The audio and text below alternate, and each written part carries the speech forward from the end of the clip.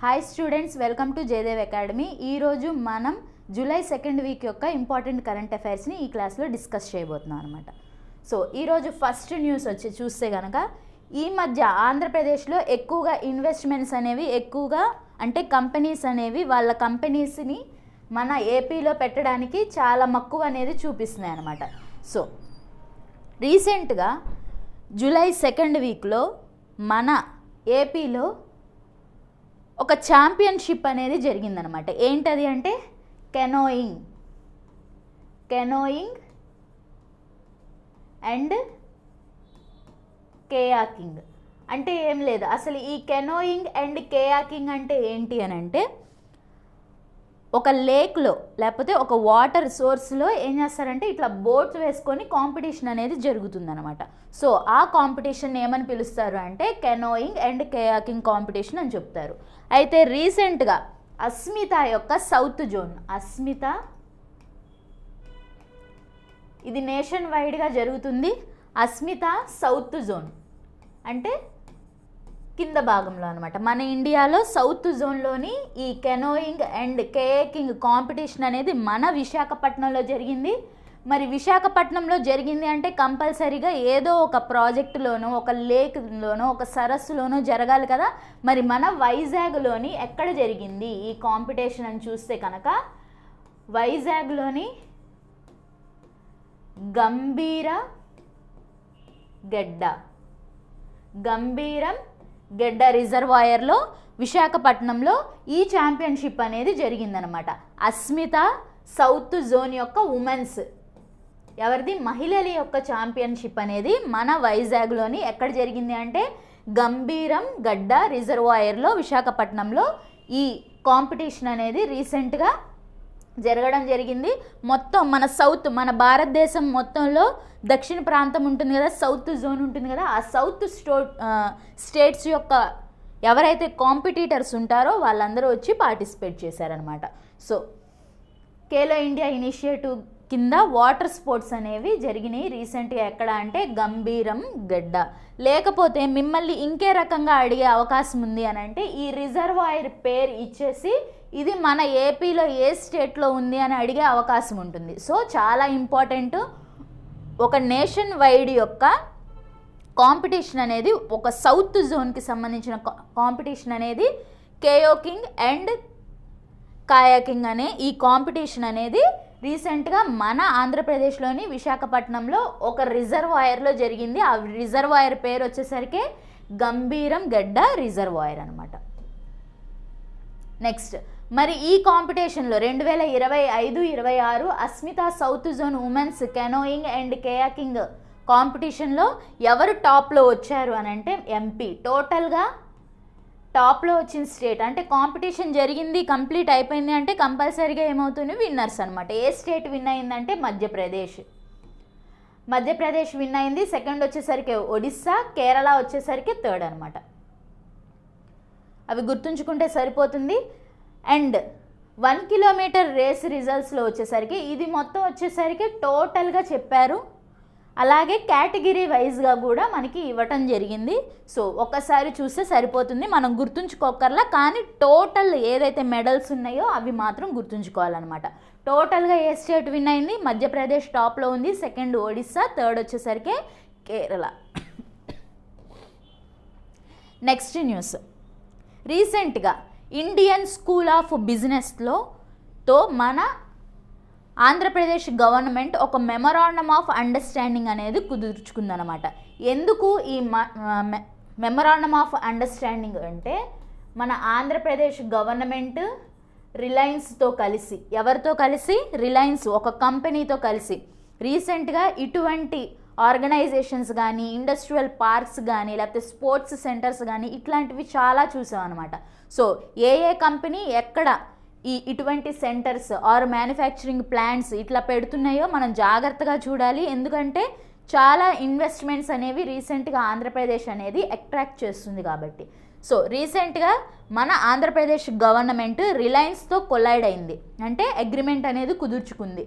ఏంటి అని అంటే ఇండియన్ స్కూల్ ఆఫ్ బిజినెస్తో కలిసి ఏమి మ్యానుఫ్యాక్చర్ ఏం పెట్టబోతున్నారు అని అంటే ఇండియన్ స్కూల్ ఆఫ్ అగ్రికల్చర్ అనేది పెట్టబోతున్నారు. స్కూల్ ఆఫ్ అగ్రికల్చర్ అంటే ఏంటి, మనకి పేరులోనే అర్థమవుతుంది అనమాట. అగ్రికల్చర్లో కూడా ఏఐని యూజ్ చేయాలి. ఏంటిది, ఏఐ, ఆర్టిఫిషియల్ ఇంటెలిజెన్స్, కృత్రిమ మేధని ఎక్కడ, ఏ సెక్టార్లో, అగ్రికల్చర్ సెక్టార్లో కూడా యూజ్ చేయాలి. మరి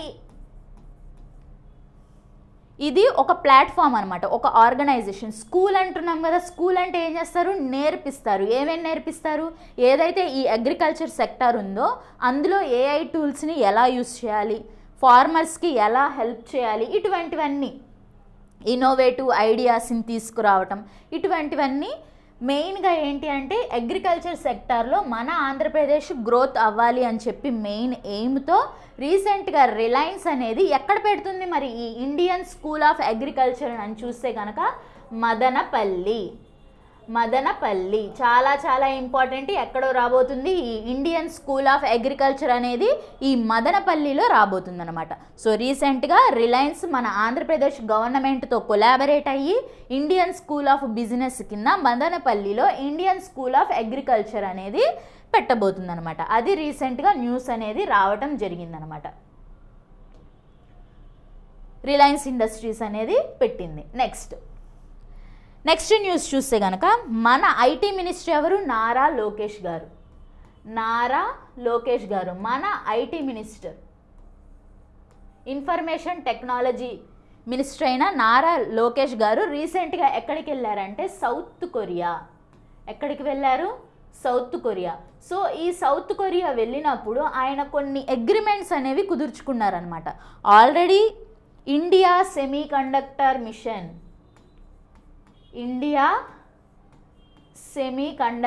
మిషన్ అంటే ఏంటి, ఏవైతే సెమీ కండక్టర్స్ ఏవైతే ఉన్నాయో చిప్ మేకింగ్ ఫ్యాక్టరీస్ అనమాట.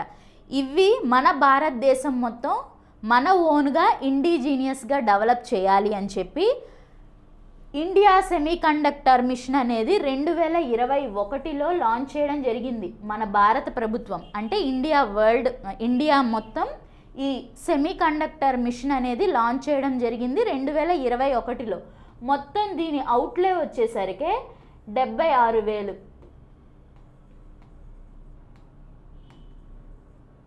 కోట్లు అనమాట. So 76,000 crores. ఎప్పుడు లాంచ్ చేశారు, 2021లో. అయితే ఇది లాంచ్ చేసిన తర్వాత మొట్టమొదటి సెమీ కండక్టర్ ఫ్యాక్టరీ ఎక్కడొచ్చింది అని అంటే సనంద్, గుజరాత్. ఫస్ట్ మన భారతదేశంలోనే మొట్టమొదటి సెమీ కండక్టర్ ఫ్యాక్టరీ ఎక్కడొచ్చిందంటే గుజరాత్. మరి ఇన్ని రోజులు అయింది, ఇది ఆల్రెడీ 2021లో లాంచ్ చేశారు. అయితే టోటల్గా మన భారతదేశంలో మొత్తం ఎన్ని సెమీ కండక్టర్ ప్లాంట్స్ అనేవి రాబోతున్నాయి అని అంటే 10. ఆల్రెడీ 5 వచ్చేసినాయి, లాంచ్ చేశారు, కన్స్ట్రక్షన్ అనేది జరుగుతుంది. ఈ 10లో సౌత్ కొరియా యొక్క సియోల్ సెమీ కండక్టర్స్ అనే కంపెనీ, ఎక్కడ ఈ కంపెనీ అనేది ఈ సెమీ కండక్టర్ ఫ్యాక్టరీ తీసుకురాబోతుంది, ఎక్కడ, మన ఆంధ్రప్రదేశ్లో. అర్థమైందా? సో రీసెంట్గా ఎప్పటి నుంచో ఉంది ఈ స్కీమ్ అనేది, ఇండియా సెమీ కండక్టర్ మిషన్ అనేది. అయితే ఇది 2021లోనే లాంచ్ చేశారు. దీనికోసం కొంత డబ్బులు అనేది మన కేంద్ర ప్రభుత్వం కేటాయించింది. అయితే అసలు ఇదంతా న్యూస్ ఎందుకు వచ్చిందంటే రీసెంట్గా మన ఐటీ మినిస్టర్ అయిన నారా లోకేష్ గారు సౌత్ కొరియా వెళ్ళారనమాట. సో ఈ ఇండియా సెమీ కండక్టర్ మిషన్ కింద ఒక సెమీ కండక్టర్ ప్లాంట్ అనేది మన ఏపీలో రాబోతుంది, మన ఆంధ్రప్రదేశ్లో రాబోతుంది అనమాట. సో రీసెంట్గా నారా లోకేష్ గారు వెళ్ళారు కాబట్టి సేమ్ ఇదే ఈ సియోల్ సెమీ కండక్టర్తో రీసెంట్గా వెళ్ళి అక్కడ మీటింగ్స్ అనేది జరగడం జరిగిందనమాట. సో కొరియన్ చిప్ కంపెనీల పెట్టుబడులకు సహకరించాలి అని చెప్పి రీసెంట్గా నారా లోకేష్ గారు వెళ్ళటం జరిగింది సౌత్ కొరియా. సో అక్కడ అగ్రిమెంట్స్ అనేవి జరిగినాయి అనమాట. సో సెమీ కండక్టర్ మిషన్ కింద 10 అగ్రిమెంట్స్ అనేవి 10 రాబోతున్నాయని చెప్పాను కదా. ఇదిగో ఇక్కడ ఉంది చూడండి, Andhra Pradesh advance system and packaging technology. ఆంధ్రప్రదేశ్లో వచ్చేది ఏంటిది, advanced system and packaging technology. So ఇది మన ఆంధ్రప్రదేశ్లో రాబోతుంది. ఏ కంపెనీ అని చెప్పాను? సౌత్ కొరియాకి సంబంధించిన సియోల్ సెమీకండక్టర్స్ కంపెనీ అనమాట. మొత్తం 468 కోట్ల ఇన్వెస్ట్మెంట్తో ఈ ప్లాంట్ అనేది మన ఆంధ్రప్రదేశ్లో రాబోతుంది. అప్రూవ్ అనేది అయిందనమాట. So central government scheme. రీసెంట్గా నారా లోకేష్ గారు వెళ్ళారు. ఓన్లీ ఇదే కాదు, రీసెంట్గా ఇంకొన్ని స్టార్టప్స్ కూడా మన ఏపీలోకి తీసుకురావాలని చెప్పి అగ్రిమెంట్స్ అనేవి కుదిర్చారు. సో నెక్స్ట్ టాపిక్స్లో మనం అవి కూడా డిస్కస్ చేయబోతున్నాం. సో నారా లోకేష్ గారు ఆల్రెడీ కొరియా వెళ్ళారని చెప్పాను కదా. So Bharat Korea startup corridor ఏంటి ఇది అని చెప్తే కనుక, స్టార్టప్స్ అంటే ఏంటి?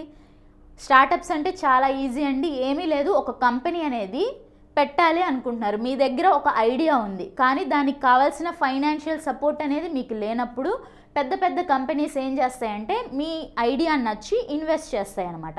అటువంటి వాటిని స్టార్టప్స్ అంటాం. మనం నేషనల్ స్టార్టప్ డే ఎప్పుడు సెలబ్రేట్ చేసుకుంటాం? నేషనల్ స్టార్టప్ డే వచ్చేసరికి 16th January. ప్రతి సంవత్సరం 16th January. ఎందుకు 16th January అంటే స్టార్టప్ ఇండియా ఏదో మిషన్ ఉందో అది 16th January 2016లో లాంచ్ చేశారనమాట. సో 16th Januaryని మనం ప్రతి సంవత్సరం ఏ డేగా సెలబ్రేట్ చేసుకుంటాము? National startup day. అయితే కొరియా సంబంధించిన ఏదైతే ఇందాక సియోల్ సెమీకండక్టర్స్ అన్నాను కదా, అది వాళ్ళతో మాట్లాడి, ఆ కంపెనీతో మాట్లాడి ఇంకా మా ఇండియాలో అంటే మన ఏపీలో ఇంకా స్టార్టప్స్ అనేవి తీసుకురావాలి అని చెప్పి స్టార్టప్స్ ఇన్వెస్ట్మెంట్స్ స్టార్టప్స్ అనేవి ఆంధ్రప్రదేశ్లో తీసుకురావాలి అని చెప్పి మాట్లాడటం కూడా జరిగిందనమాట. అలాగే ఇండియా కొరియా స్టార్టప్ కారిడార్ కూడా లాంచ్ చేయడం జరిగింది. అలాగే మ్యారిటైమ్ ఇన్వెస్ట్మెంట్ కూడా. కారిడార్ అంటే అర్థం ఏంటి? వాళ్ళు ఒక బ్రాంచ్ అనేది మన ఇండియాలో పెడతారు అనమాట. సో అట్లాగా రీసెంట్గా నారా లోకేష్ గారి చేత ఇటువంటి అగ్రిమెంట్స్ అనేవి సౌత్ కొరియాలో జరగడం జరిగింది. సో మనకి ఇక్కడ ఇంపార్టెంట్ ఏంటి అంటే ప్లాంట్ అనేది రాబోతుందని చెప్పాను కదా, ఆ ప్లాంట్ గురించి మనం బాగా గుర్తుంచుకోవాలి. ఇంకా న్యూస్ అనేది రాబోతుంది దాని గురించి. జస్ట్ ఇప్పటికి మాత్రం అగ్రిమెంటే జరిగిందనమాట. నెక్స్ట్ న్యూస్ చూస్తే కనుక వైజాగ్ బే సిటీ. రీసెంట్గా చంద్రబాబు నాయుడు గారు ఏం లాంచ్ చేశారు? వైజాగ్ బే సిటీ. ఏంటి ఈ వైజాగ్ బే సిటీ? అసలు ఎందుకు ఇది ఒక కన్స్ట్రక్షన్ అనమాట. దేనికోసం? అసలు ఈ వైజాగ్ బే సిటీలో ఏం చేస్తారు అని అంటే, ఫస్ట్ దీని ఏరియా గురించి మాట్లాడుకుందాం. దీని ఏరియా వచ్చేసరికి 51.88 స్క్వేర్ కిలోమీటర్స్. అలాగే మొత్తం ఎకర్స్లో మాట్లాడుకుంటే 3291 ఎకరాల్లో ఇది రాబోతుంది అనమాట. వైజాగ్ బే సిటీ ఎక్కడ రాబోతుంది? మన ఆంధ్రప్రదేశ్లో వైజాగ్లో కన్స్ట్రక్షన్ అనేది చేయబోతున్నారనమాట. అయితే ఇక్కడ ఏం చేస్తారు? ఏం లేదు, ఫారెన్ డైరెక్ట్ ఇన్వెస్ట్మెంట్ అని చదువుతూ ఉంటాం కదా, ఏవైతే ఫారెన్ కంపెనీస్ ఇంట్రెస్ట్ చూపించి ఇక్కడ ఇన్వెస్ట్మెంట్ అనేది చెయ్యొచ్చు అనమాట. సో ఓన్లీ అదే కాదు, ఇన్వెస్ట్మెంట్ అనేది ఏ రకాలుగా చేయొచ్చు? మీకు ఏదన్నా స్టార్టప్స్ ఐడియాస్ ఉంటే, ఆల్రెడీ చెప్పాను కదా ఇందాక, స్టార్టప్స్ ఐడియాని బట్టి మీకు ఇన్వెస్ట్మెంట్స్ అనేవి వస్తాయి. అలాగే ఆర్టిఫిషియల్ ఇంటెలిజెన్స్ ఏఐ సెక్టార్లో, అట్లాగే అగ్రిటెక్ అగ్రికల్చర్ విషయంలో infrastructure, next elite coastal living, ఇటువంటి సెక్టార్స్లో ఏం చేస్తారు అని అంటే ఇన్వెస్ట్మెంట్స్ అనేవి అట్రాక్ట్ చేస్తాయి. ఎక్కడ? ఎందులో అంటే వైజాగ్ బే సిటీ. ఎక్కడ రాబోతుంది? వైజాగ్లో. ఎన్ని ఎకరాల్లో అంటే 3291 ఎకరాల్లో ఇది రాబోతుందన్నమాట. సో కంపల్సరీగా గుర్తుంచుకోవాలి, ఇది కూడా ఇన్వెస్ట్మెంట్స్ అనమాట. నెక్స్ట్ న్యూస్ చూస్తే కనుక చాలా ఇంపార్టెంట్. ఎన్సిఆర్బి అని చదువుతూ ఉంటాం. ఎన్సిఆర్బి అని అంటే ఏంటి? National crime records bureau. National crime records bureau యొక్క హెడ్ అనేవాళ్ళు రీసెంట్గా మారటం జరిగింది. ఎవరు అపాయింట్ అయ్యారు రీసెంట్గా నేషనల్ క్రైమ్ రికార్డ్స్ బ్యూరోకి హెడ్గా అని చూస్తే కనుక అమిత్ గార్గ్. ఆయన పేరేంటి? అమిత్ గార్గ్. అమిత్ గార్గ్. మరి ఎవరి ప్లేస్లో వచ్చారు అని అంటే Alok Ranjan. Alok Ranjan. So national crime records bureau అనేది ఎప్పుడు ఫామ్ అయింది? 1986లో ఫామ్ అయింది. దీని హెడ్ క్వార్టర్స్ వచ్చేసరికి న్యూఢిల్లీ. క్రైమ్ రికార్డ్స్ బ్యూరో అంటున్నాను కదా, ఏ మినిస్ట్రీ కింద పనిచేస్తుంది? Ministry of home affairs. Ministry of home affairs కింద పనిచేసే నేషనల్ క్రైమ్ రికార్డ్స్ బ్యూరో యొక్క హెడ్గా ఎవరు అపాయింట్ అయ్యారు రీసెంట్గా అంటే అమిత్ గార్గ్ అనమాట. సో చాలా చాలా ఇంపార్టెంట్ అపాయింట్మెంట్. నెక్స్ట్ న్యూస్ చూస్తే మన నరేంద్ర మోడీ గారు 3 కంట్రీలకి విజిట్కి అనేది వెళ్ళటం జరిగింది. అందులో ఫస్ట్ కంట్రీ వచ్చేసరికి ఇండోనేషియా. ఏ కంట్రీకి వెళ్ళారు? ఇండోనేషియాకి వెళ్ళారనమాట. సో ఇండోనేషియా ప్రెసిడెంట్ ఎవరు అని అంటే ప్రభావో, కనిపిస్తున్నారు కదా, ఈయన అనమాట, ప్రభావో సుబియాంటో. ప్రభావో సుబియాంటో. అయితే రీసెంట్గా కొన్ని మెమరాండమ్ ఆఫ్ అండర్స్టాండింగ్స్ అనేది ఇండోనేషియాతో మన భారత గవర్నమెంట్ అనేది కుదుర్చుకుంది. వేటి కోసం అని అంటే బ్రహ్మోస్ మిసైల్స్, అలాగే అస్త్రా మిసైల్స్, ఇటువంటి వాటి కోసం మెమరాండమ్ ఆఫ్ అండర్స్టాండింగ్ అనేది రీసెంట్గా మన భారతదేశంలో ఏ కంట్రీ రీసెంట్గా మెమరాండమ్ ఆఫ్ అండర్స్టాండింగ్ కుదుర్చుకుంది డిఫెన్స్ సెక్టార్లో చూస్తే కనుక ఇండోనేషియా. అలాగే ఈ ఇండోనేషియా యొక్క హైయెస్ట్ సివిలియన్ అవార్డు కూడా ఇవ్వడం జరిగింది. హైయెస్ట్ సివిలియన్ అవార్డు మనకు ఎలాగైతే భారతరత్న ఉందో, ఇండోనేషియా యొక్క హైయెస్ట్ సివిలియన్ అవార్డు అనేది నరేంద్ర మోడీ గారికి ప్రదానం చేయడం జరిగింది. సో ఇది మోడీ గారికి ఎన్నో highest civilian award other countries overseas nations ఇచ్చిన అవార్డ్స్ లిస్టులో ఎన్నో అవార్డు, ఇది 34వ అవార్డు అనమాట. సో చాలా చాలా ఇంపార్టెంట్ ఈ న్యూస్, కంపల్సరీగా ఎగ్జామ్లో మనం ఎక్స్పెక్ట్ చేయొచ్చు. సో ఇండోనేషియా యొక్క హైయెస్ట్ సివిలియన్ అవార్డు పేరేంటి అంటే బింటాంగ్ ఆదిపూర్ణ. హైయెస్ట్ సివిలియన్ అవార్డు పేరేంటి? ఇండోనేషియా యొక్క హైయెస్ట్ సివిలియన్ అవార్డు పేరేంటి అని చూస్తే కనుక బింటాంగ్ ఆదిపూర్ణ. సో మొత్తంగా ఎన్ని అవార్డ్స్ వచ్చినాయి? ఇది 34వ అవార్డు అనమాట. 34th award for Narendra Modi. ఇక్కడ చూస్తే ప్రతి లిస్ట్ అనేది ఇక్కడ ఇవ్వడం జరిగింది. మరి 3 కంట్రీలకి విజిట్కి వెళ్ళబోతున్నారని చెప్పాను. ఫస్ట్ ఇండోనేషియాకి వెళ్ళారు, నెక్స్ట్ ఎక్కడికి వెళ్ళబోతున్నారంటే ఆస్ట్రేలియా అండ్ న్యూజిలాండ్. ఇక్కడ కూడా నరేంద్ర మోడీ గారు విజిట్ చేస్తున్నారు. ఇప్పుడు ప్రజెంట్ ఆ విజిట్లోనే ఉన్నారనమాట. సో మనకి రీసెంట్గా ఇండోనేషియాతో అగ్రిమెంట్స్ అనేది కుదుర్చుకున్నాం కాబట్టి చాలా చాలా ఇంపార్టెంట్. అట్లాగే హైయెస్ట్ సివిలియన్ అవార్డు కూడా నరేంద్ర మోడీ గారు గెలుచుకోవడం జరిగిందనమాట. నెక్స్ట్ చెప్పాను కదా ఆల్రెడీ, బ్రహ్మోస్ మిసైల్స్, అలాగే అస్త్రా మిసైల్స్, అలాగే మ్యారిటైమ్ సెక్యూరిటీ. మహాసాగర్ అని చదువుతూ ఉంటాం. మహాసాగర్ ఏంటి అంటే మ్యారిటైమ్ అంటే ఏదైతే ఈ నావికా దళం ఉంటుంది కదా, ఈ మ్యారిటైమ్ సెక్టార్లో అగ్రిమెంట్స్ అనమాట. సో ఇటువంటి మహాసాగర్ అగ్రిమెంట్ కింద కూడా రీసెంట్గా ఇండోనేషియా ఇండియాతో కొలాబరేట్ అయిందని చెప్పి రీసెంట్గా న్యూస్లోకి రావటం జరిగింది. బ్రహ్మోస్ చాలా చాలా ఇంపార్టెంట్. బ్రహ్మోస్ మిసైల్ కొన్న ఇది 3వ country, 3rd country. Philippines, Armenia తర్వాత ఇది 3వ కంట్రీ అనమాట. బ్రహ్మోస్ మన దగ్గర నుంచి బ్రహ్మోస్ అనేది మనం వేరే వాళ్ళకి సేల్ చేస్తున్నాం. నెక్స్ట్ ఎంఎస్ఎంఈలు కోసం మన ఆంధ్రప్రదేశ్లో ఏవైతే ఎంఎస్ఎంఈస్ ఉంటాయో, ఎంఎస్ అంటే micro, small, medium enterprises. Already మనం రీసెంట్గా ఎంఎస్ఎంఈ డే కూడా సెలబ్రేట్ చేసుకోవడం జరిగింది.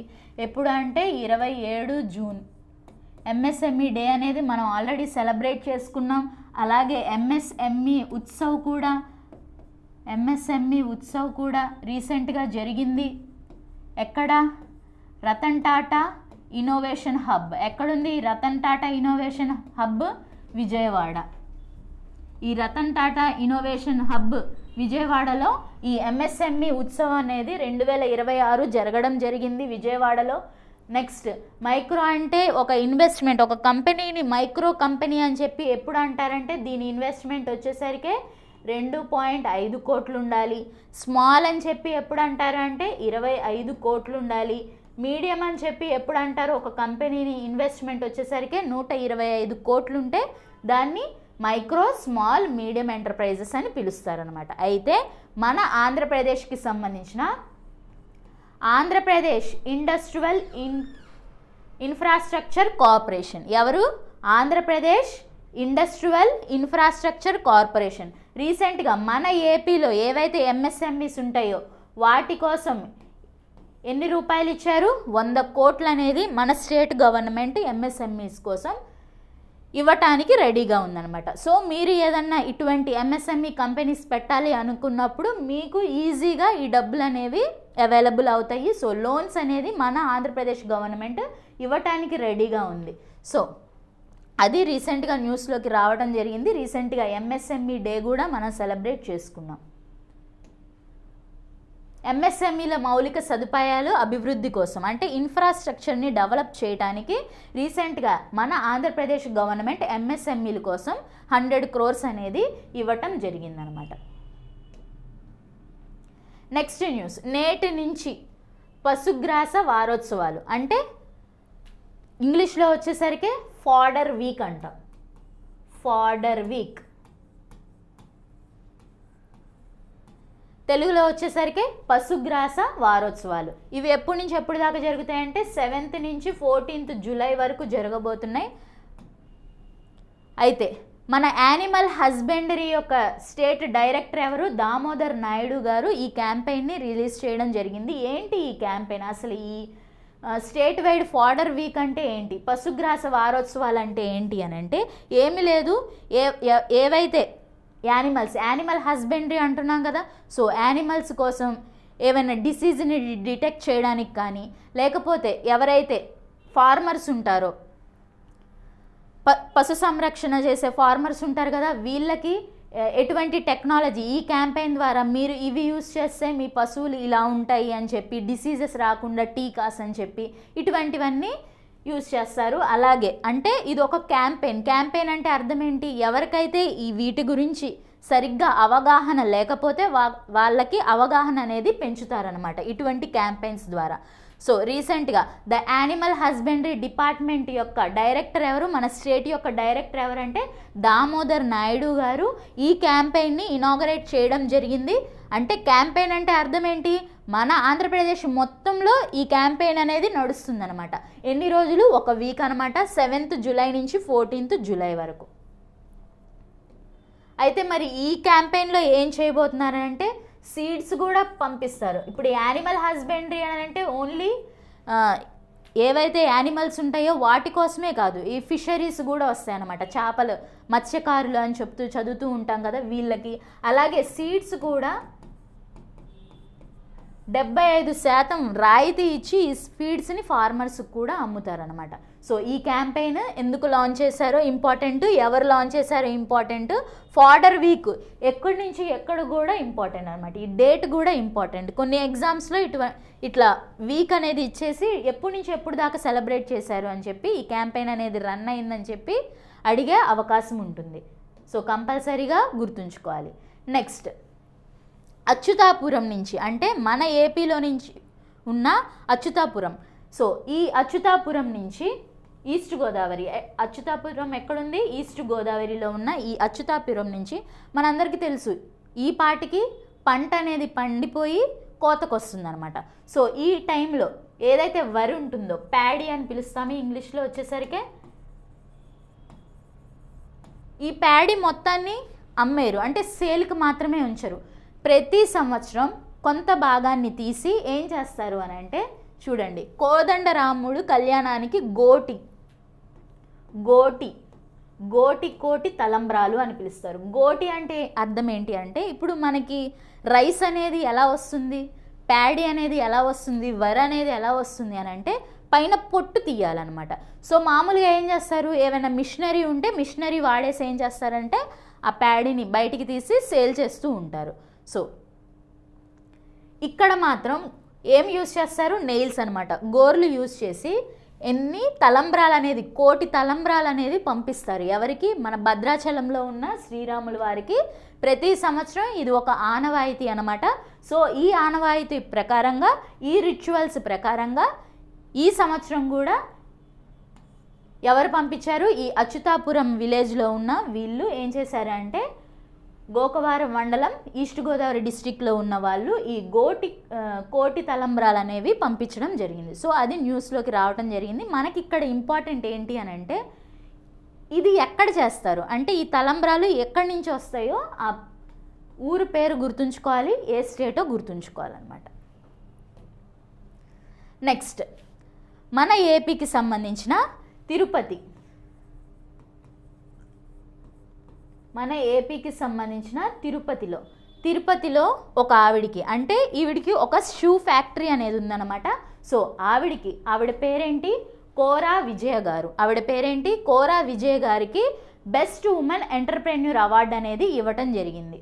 సో తిరుపతిలో ఉన్న ఒక షూ కంపెనీ ఓనర్ అనమాట. ఆవిడికి ఈ సంవత్సరం ఏమిచ్చారు, బెస్ట్ ఉమెన్ ఎంటర్ప్రెన్యూర్ అవార్డు అనేది ఇవ్వటం జరిగింది. ఎవరు ఇచ్చారు, మరి షూ కంపెనీ అంటున్నాను కదా, council for leather exports of India ఏదైతే ఉందో ఈ ఆర్గనైజేషన్ రీసెంట్గా బెస్ట్ ఉమెన్ ఎంటర్ప్రెన్యూర్ అవార్డు మన తిరుపతికి సంబంధించిన కోరా విజయ గారికి ఇవ్వటం జరిగిందనమాట. So best women entrepreneur award Kora Vijay గారికి ఇవ్వటం జరిగింది. సో ఎవరిచ్చారు, పీయూష్ గోయల్. ఈయనెవరు, మన ministry of commerce Piyush Goyal garu ఇవ్వడం జరిగిందనమాట. సో ఈవిడ ఒక షూ కంపెనీ అనమాట. లెదర్ అండ్ ఫుట్వేర్ ఎక్స్పోర్ట్స్ అంటే బయటికి, మన ఇండియాలోనే కాకుండా వేరే కంట్రీస్ కూడా ఎక్స్పోర్ట్స్ చేశారు అని చెప్పి రీసెంట్గా బెస్ట్ ఉమెన్ ఎంటర్ప్రెన్యూర్ అవార్డు అనేది ఈవిడికి ఇవ్వటం జరిగింది. మరి ఈవిడ షూ కంపెనీ పేరేంటి, అజంతా. ఎక్కడుంది ఈ షూ కంపెనీ, మన తిరుపతిలోనే. Tirupati Ajanta shoe company owner గారికి ఇవ్వటం జరిగింది. నెక్స్ట్ రీసెంట్గా మన ఆంధ్రప్రదేశ్లోనే మొట్టమొదటి మీ మార్ట్, మామూలుగా మనం ఎస్ మార్ట్ అని చూస్తూ ఉంటాం, డి మార్ట్ అని చూస్తూ ఉంటాం. ఇవన్నీ ఏంటివంటే ప్రైవేట్ కంపెనీల యొక్క మార్ట్ అంటే ఏంటి, అన్ని గ్రోసరీస్ అనేవి అవైలబుల్గా ఉంటాయి. అలాగా మన ఆంధ్రప్రదేశ్ గవర్నమెంట్ కింద పనిచేసే మీ మార్ట్ అనమాట. మరి ఇక్కడ గ్రోసరీస్ అనేవి ఏవైతే వస్తువులు ఉంటాయో అవి ఎవరిస్తారంటే రేషన్ డీలర్స్. ఎవరైతే రేషన్ షాప్స్ ఉంటాయి కదా, ఆ రేషన్ డీలర్స్ అతి తక్కువ, అంటే వేరే మార్ట్స్తో కంపేర్ చేస్తే ఇక్కడ ప్రైసెస్ కూడా లోగా ఉంటాయి అన్నమాట. మరి ఎక్కడ లాంచ్ చేశారు, మన ఆంధ్రప్రదేశ్లో మొట్టమొదటి మీ మార్ట్ అనేది ఎక్కడ లాంచ్ చేశారు అని అంటే గుంటూరు. ఎక్కడ లాంచ్ చేశారు, గుంటూరులో రీసెంట్గా నాదెండ్ల మనోహర్ గారు ఇనాగరేట్ చేయడం జరిగింది. సో ఇటువంటి మీ మార్ట్స్ అనేవి ఇంకా చాలా రాబోతున్నాయి. ఫస్ట్ది కాబట్టి మనకి ఇక్కడ ఇంపార్టెంట్ అనమాట. రేషన్ డీలర్స్ ద్వారా ఇక్కడ సరుకులు అనేవి వస్తాయి కాబట్టి బయట మార్ట్స్తో కంపేర్ చేస్తే, బయట వాటితో కంపేర్ చేస్తే ఇక్కడ ప్రైసెస్ కూడా ఎలా ఉంటాయంటే లోగా ఉంటాయని చెప్పి రీసెంట్గా న్యూస్లోకి రావటం జరిగిందనమాట. సో రేషన్ డీలర్స్కి సపోర్ట్ చేస్తూ ఉంటారని చెప్పాను కదా, 30,000 రేషన్ డీలర్స్ ఎవరైతే మన ఏపీలో ఉన్నారో వీళ్ళందరి హెల్ప్తో ఈ మీ మార్ట్స్ అనేవి ఎంతమంది రేషన్ డీలర్స్కి హెల్ప్ అవుతాయంటే 30,000 రేషన్ డీలర్స్ నుంచి సరుకులు అనేవి తీసుకొచ్చి ఈ మీ మార్ట్లో లోయెస్ట్ ప్రైస్కి అవైలబుల్గా ఉంటాయి అన్నమాట. సో ప్రోడక్ట్ క్వాలిటీ కూడా ఎక్కువగానే ఉంటుందని చెప్పి రీసెంట్గా న్యూస్లోకి రావటం జరిగింది. అదండి ఇవాల్టి ఇంపార్టెంట్ కరెంట్ అఫైర్స్. నెక్స్ట్ క్లాస్లో ఇంకొన్ని ఇంపార్టెంట్ కరెంట్ అఫైర్స్ని డిస్కస్ చేద్దాం.